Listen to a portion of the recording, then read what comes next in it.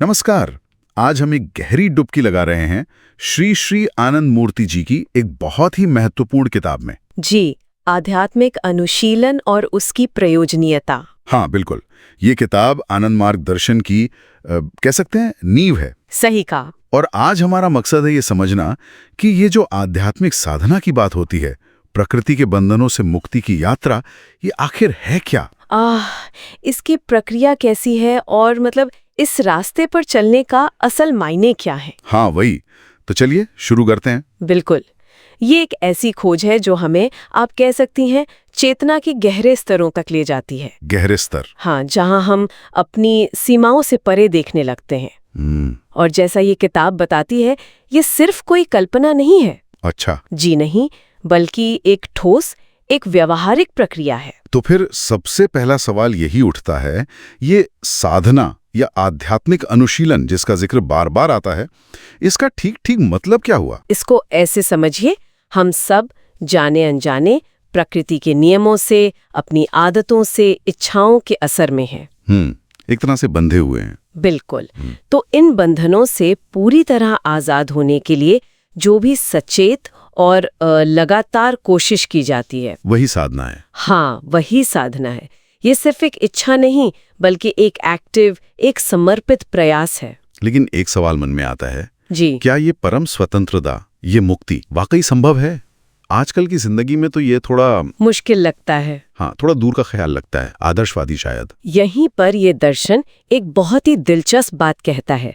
हाँ, ये बिल्कुल संभव है। सच में? जी, और इसकी तुलना ब्रह्मांडीय प्रक्रिया से की गई है, जैसे सगुण ब्रह्म, मतलब गुणों के साथ प्रकट ईश्वर। अच्छा। वो अपनी बद्ध अवस्था से मुक्त होकर हिरण्यगर्भ बने, जिससे हम कॉस्मिक माइंड या पहली विकसित अवस्था कह सकते हैं। वैसे ही हमारी व्यक्तिगत चेतना, जिसे यहाँ अणु चैतन्य कहा गया है, वो भी साधना के जरिए मुक्त हो सकती है। तो लक्ष्य क्या हुआ?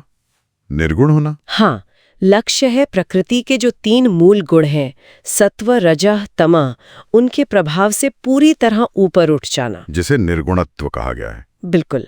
और साधना ही इसका एकमात्र रास्ता बताया गया है। ये बंधन और मुक्ति की प्रक्रिया, ये थोड़ी सी जटिल लग रही है। अणु चैतन्य, फिर मन के अलग अलग स्तर, महत्तत्व, अहं तत्व, चित्त, इसे जरा और खोलकर समझाएंगी? हाँ, कोशिश करती हूँ। कल्पना कीजिए कि चेतना एक प्रवाह की तरह है, जो अपने सोर्स से बाहर की ओर बहती है। पहले वो एक मौलिक बुद्धि या कहिए महत्तत्व बनती है, फिर उससे मैं हूं का भाव यानी अहं तत्व पैदा होता है। मैं का भाव? हाँ, और फिर सोचने समझने याद रखने वाला मन, मतलब चित्त बनता है। अच्छा। ये मन फिर इंद्रियों के जरिए बाहरी दुनिया से जुड़ता है और कर्म करता है। ये हुआ बंधन का रास्ता, बाहर की ओर। समझ गया। और मुक्ति, जिसे प्रतिसंचर कहा गया है, वो ठीक इसकी उल्टी दिशा की यात्रा है। मतलब वापस अंदर की ओर? बिल्कुल, चेतना का वापस अपने स्रोत की ओर लौटना, चित्त से अहं तत्व में, फिर महत्तत्व में, और अंत में अपने मूल अणु चैतन्य स्वरूप में स्थिर हो जाना। और यही पूर्ण मुक्ति है? जी हाँ, यही पूर्ण मुक्ति। और साधना के जो अलग अलग चरण बताए गए हैं, वो भी इसी वापसी यात्रा से जुड़े हुए हैं? हाँ बिल्कुल। साधना की शुरुआत होती है मन की गहराइयों से, चित्त भूमि से। फिर वो मैं के भाव यानी अहं तत्व में मैच्योर होती है, परिपक्व होती है। अच्छा। और अंततः बुद्धि यानी महत्तत्व में अपना सही रूप पाती है। इसी यात्रा में वो समाधि की अवस्थाएं आती हैं? हाँ, इसी सफर में 2 महत्वपूर्ण अवस्थाएं हैं।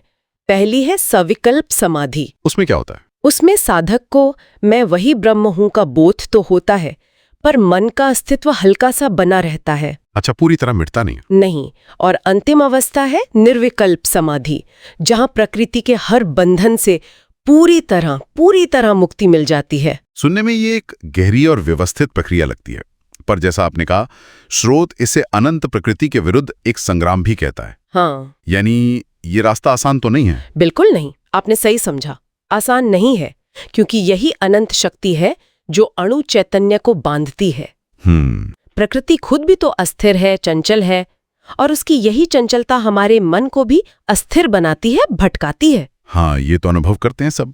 तो साधना का एक मुख्य काम है मन की इस चंचलता को कम करके उसे एकाग्र करना। फोकस बढ़ाना। हाँ, फोकस। लेकिन यहाँ एक बहुत जरूरी बात याद रखनी चाहिए। क्या? एकाग्रता मुक्ति पाने का एक जरूरी साधन है, पर वो अपने आप में मुक्ति नहीं है। अच्छा, ये महत्वपूर्ण है। जी, एकाग्र मन में भी प्रकृति का बंधन सिर्फ ढीला पड़ता है। मन का अस्तित्व पूरी तरह मिटता नहीं, कम से कम सविकल्प समाधि की अवस्था तक तो नहीं। अच्छा, किताब में प्रकृति की दो शक्तियों का भी जिक्र है, अविद्या माया और विद्या माया। ये क्या भूमिका निभाती हैं? देखिए, ये प्रकृति की ही बनाई हुई दो विपरीत दिशाओं में खींचने वाली ताकतें हैं, ऐसा कह सकते हैं। विपरीत? हाँ, अविद्या माया हमें बाहर की दुनिया, सांसारिक चीजों और जड़ता की ओर खींचती है, हमें कर्म फल के चक्कर में उलझाए रखती है। और विद्या माया? उसके ठीक उलट, विद्या माया हमें अंदर की ओर खींचती है, सूक्ष्मता, विवेक और मुक्ति की ओर प्रेरित करती है। तो साधक को चुनना पड़ता है। बिल्कुल, साधक को चुनाव करना होता है कि वो किसका सहारा ले।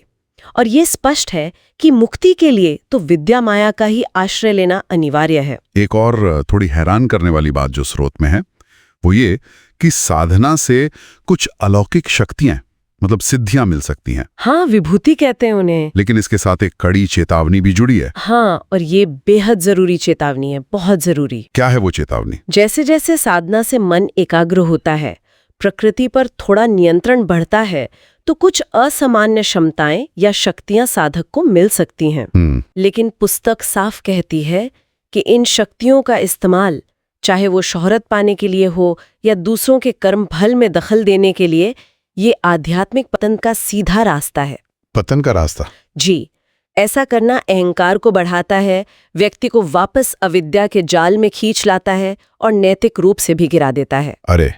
इसे नास्तिकता तक कहा गया है, क्योंकि ये सृष्टि के नियमों का उल्लंघन माना जाता है। बाप रे! इसलिए इन शक्तियों के आकर्षण से बचना और संयम बरतना ये अनिवार्य है। ये तो वाकई एक बहुत कठिन डगर लगती है। ऐसे में गुरु की क्या भूमिका है? क्या उनके बिना ये संभव ही नहीं? इस दर्शन के अनुसार गुरु अनिवार्य है। अनिवार्य? हाँ, साधना एक विशेष कौशल है, एक कला है।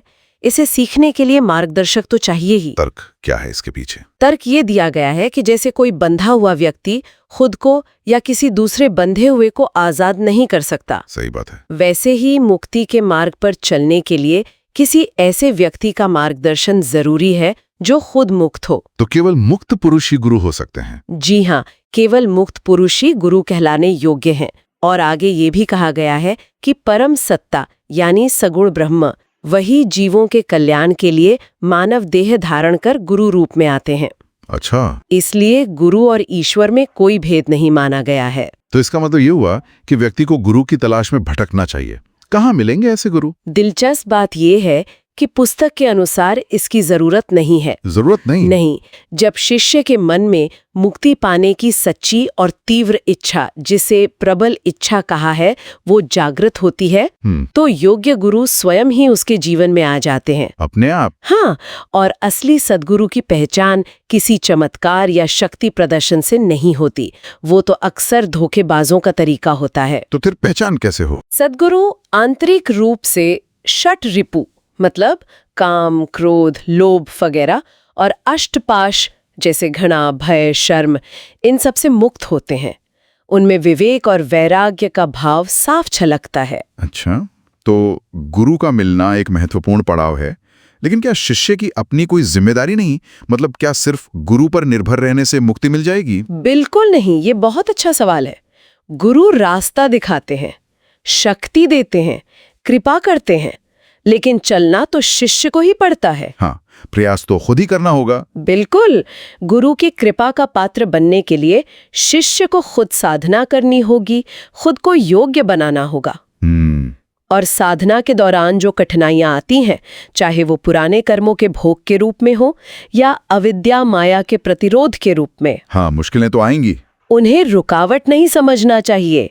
वास्तव में ये कठिनाइयां प्रगति का संकेत हैं। अच्छा, ये तो उल्टी बात लगती है। हाँ, पर ये दिखाती हैं कि बंधन कट रहे हैं और साधक सही दिशा में आगे बढ़ रहा है। तो संक्षेप में कहें तो आध्यात्मिक अनुशीलन एक निश्चित, हालांकि चुनौतीपूर्ण, हाँ, चुनौतीपूर्ण तो है, लेकिन पूरी तरह संभव प्रक्रिया है, जिसके द्वारा व्यक्ति प्रकृति के बंधनों से मुक्त होकर अपने वास्तविक स्वरूप को पा सकता है। बिल्कुल। इसमें स्वयं का निरंतर प्रयास, सद्गुरु का मार्गदर्शन और साधना से मिली शक्तियों के दुरुपयोग से बचने का विवेक, ये सब बहुत महत्वपूर्ण है। एकदम सही कहा आपने। और ये ज्ञान सिर्फ कुछ गिने चुने साधकों के लिए नहीं है, ये हर इंसान के भीतर मौजूद आंतरिक स्वतंत्रता और चेतना के विकास की असीम संभावना को दिखाता है। हाँ, ये सबके लिए है। एक तरह से अपनी उच्चतम क्षमता को अनलॉक करने का निमंत्रण है ये। और जाते जाते हमारे श्रोताओं के मन में एक विचार छोड़ जाते हैं। जी जरूर। अगर परम सत्ता की इच्छा ही हरणों को मुक्त करना है, और अगर ये क्षमता हर मनुष्य में मौजूद है, तो आज हमारे भीतर वो कौन सी गहरी बाधा या जड़ता है जो हमें मुक्ति के लिए उस तीव्र, उस प्रबल इच्छा को पूरी तरह से जगाने से सबसे अधिक रोकती है? ये सोचने वाली बात है। हाँ, इस पर जरूर सोचिएगा।